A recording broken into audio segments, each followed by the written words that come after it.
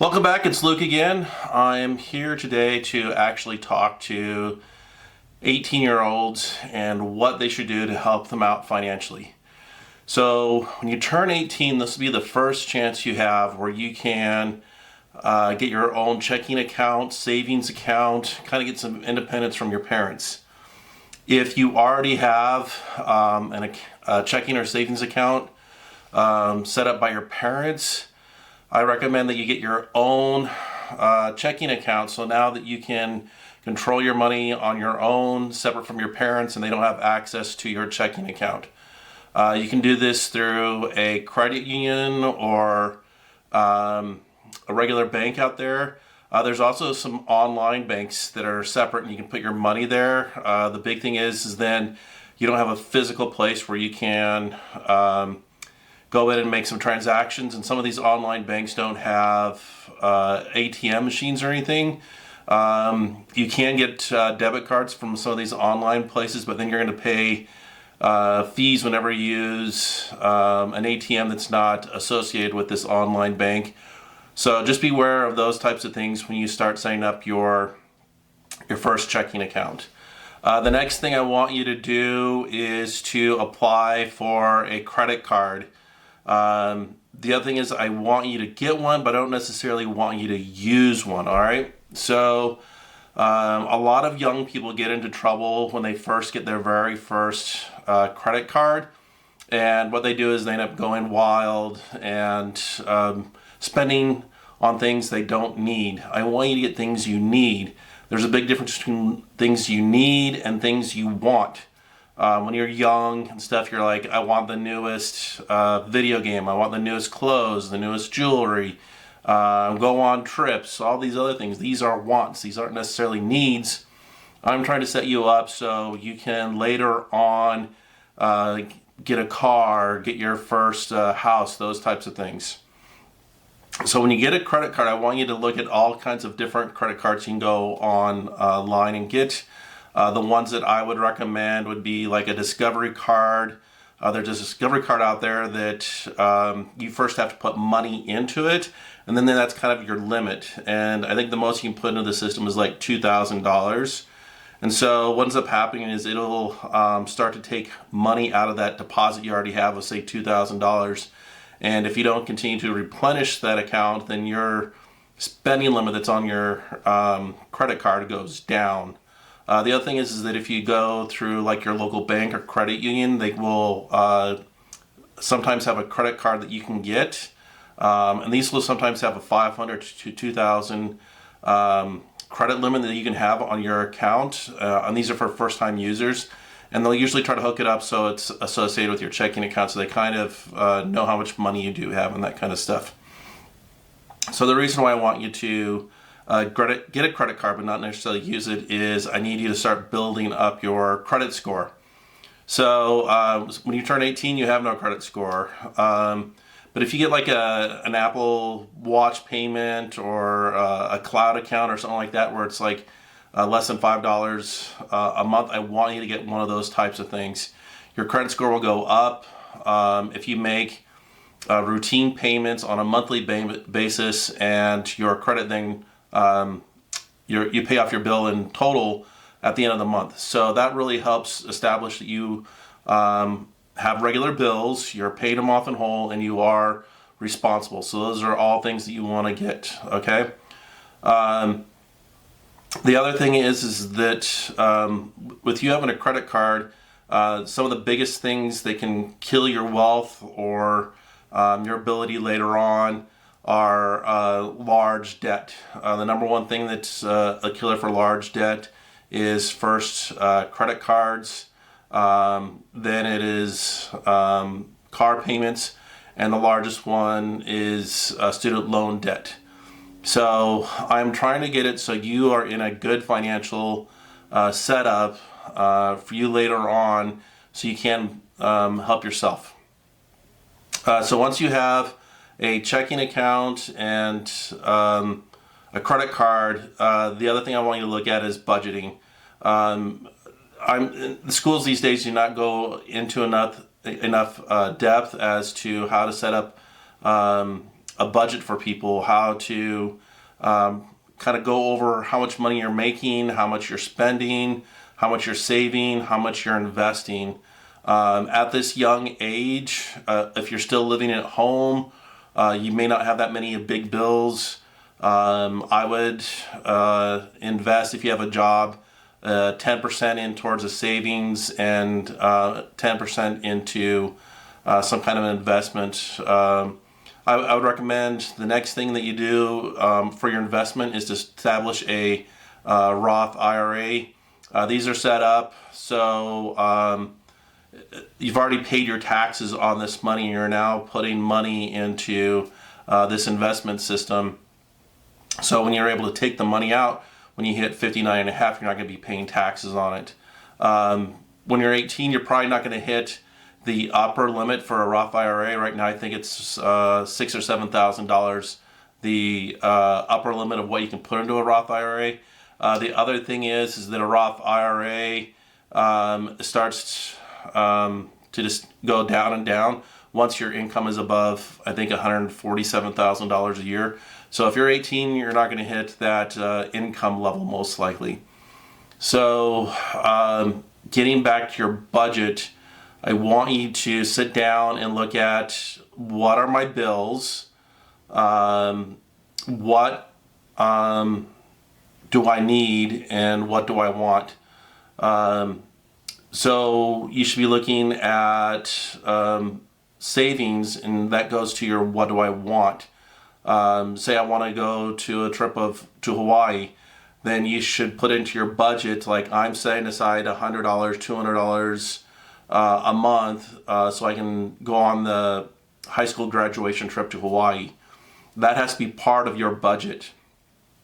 Part of your budget should also be your fun money. Say you're going to spend $50 a month going out to dinner with friends or whatever. That has to be part of your budget. And then you should always have at the beginning 5 to 10% of your money that you're making go into that Roth IRA as far as investments. So you have to have all those as far as line items, and I would recommend you put them into like an Excel spreadsheet so you can actually see where your money's going.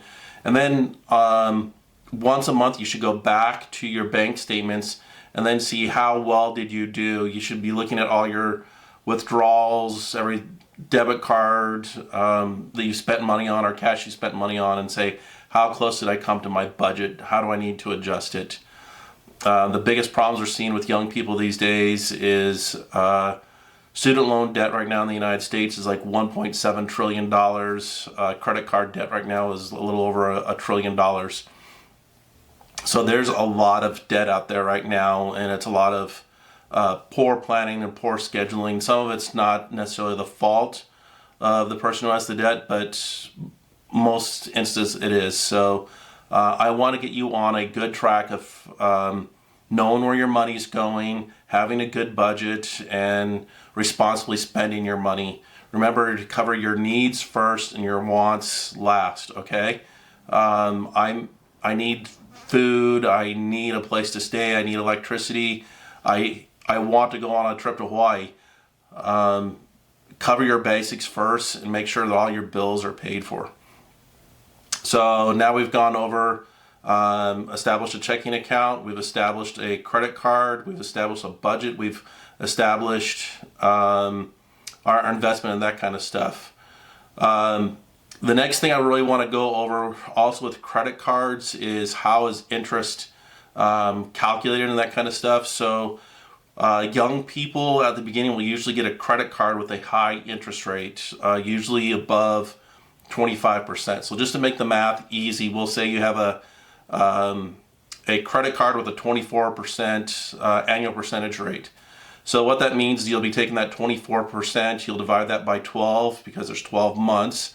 So that means each month, whatever your outstanding balance is, you'll be charged 2% of that.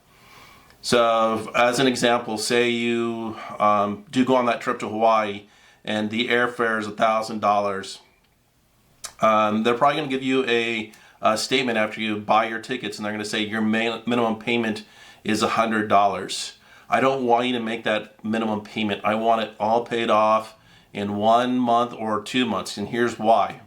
So if you only make that $100 minimum payment, that means the following month there's going to be what you thought was $900, but they're going to add the interest for the month on there. So like I just told you, for that month it's 2%. So they go 900 times 2%, comes out to $18. So now your new balance the following month is $918. They'll probably drop down the minimum payment to say like $98. You make the minimum payment again, and now you're down to a balance of what is it? We're down to like $830, and then you do your 2%, so that comes out to another $16.60 left over. So instead of you're making like an $83 payment, it's coming out now to like a $57 payment. So if you just do the minimum all the way until it's paid off, you'll probably be paying off, instead of just doing $100 a month and doing it in just 12 months, you're now going to probably be close to 1.5 to 2 years, and you're probably going to end up with like $200 to $300 in interest by the time that is all done. So that $1,000 airfare ticket is now $1,200 to $1,300. If you can pay off all of your credit card bill at the end of the month, do it. All right, so this really hurts your credit score later on. Your costs go way up, and I'm trying to get it so you're in good financial standing. All right, so there's your budgeting and your interest rate like on your cards. The next thing, like I said, is the biggest killer for young people. The next one is usually a car. You are buying a car that is more than you can afford. And just like a credit card, usually some of these interest rates you get for your first car could be like 10, 15%. But now you're looking at, if you buy a brand new car, you may be looking at $20,000 to $30,000 you bought the car for, and you're now going to pay it off in 5 or 6 years. So this goes back to your credit card. If you're paying it off over 5 or 6 years and you took out $20,000 or $30,000 at 10 to 15%, that $20,000 car could be now a $27,000 car, and it's 5 years later, and after depreciation, it is now only worth $5,000. So that's another thing you got to be looking at. All right. So you have your car now. You're starting to put money away, that kind of stuff. So I really want you to then start looking at what you're putting into. Inside of a Roth IRA, there's usually all these different things you can put it into. At the very beginning, there's usually something that'll say like a year, and they're usually 5 years apart. There'll be like a retirement plan for 2025, 2030, 2035, etc. Pick one that is as close to when you're going to turn age 60, and just keep putting it in there when you're 18 all the way until like you get to your first job after college, or your first job after your trade school or whatever you're going into. And then I want you to then further look into moving money around. The big thing is, if you go on to Dave Ramsey, he'll have out there, if you put $100 a month into a growth mutual fund, which gets somewhere between 10 and 12% every year, if you put $100 a month in there for 40 years, by the time you hit 65, you'll have like $1.2 million. But the thing is like, if you don't put any money in until like you're 30, you have to then put in like $300 a month, or sometimes even $400 a month, to catch up to what you missed out on those 12 years. So the earlier you get started, the better. I went in the Navy. I then went back to school, so I didn't have any investments really until I was age 30. I hit $1 million in my 401k once I turned 53, so it took me 23 years, but I was putting about 10 to 11% of my engineering salary. So I started off at $6,000 a year, so that's $500 a month. Now I'm making over $130,000, so now I'm putting in $1,300 a month. So, but if I would have put in just that $100 a month, $25 a week, back when I was age 21 and I was in the Navy, I'd now probably have another $200,000 to $300,000 just because of compound interest. So it really makes a difference. The earlier you get started, the better. The better you balance your budgets, watch what you're spending, the better off you're going to be. I'm just trying to make these videos to make sure that you are getting the education you need to invest wisely and be happy in your life. If you like these videos, hit like and subscribe. My name is Luke, and I'll see you soon.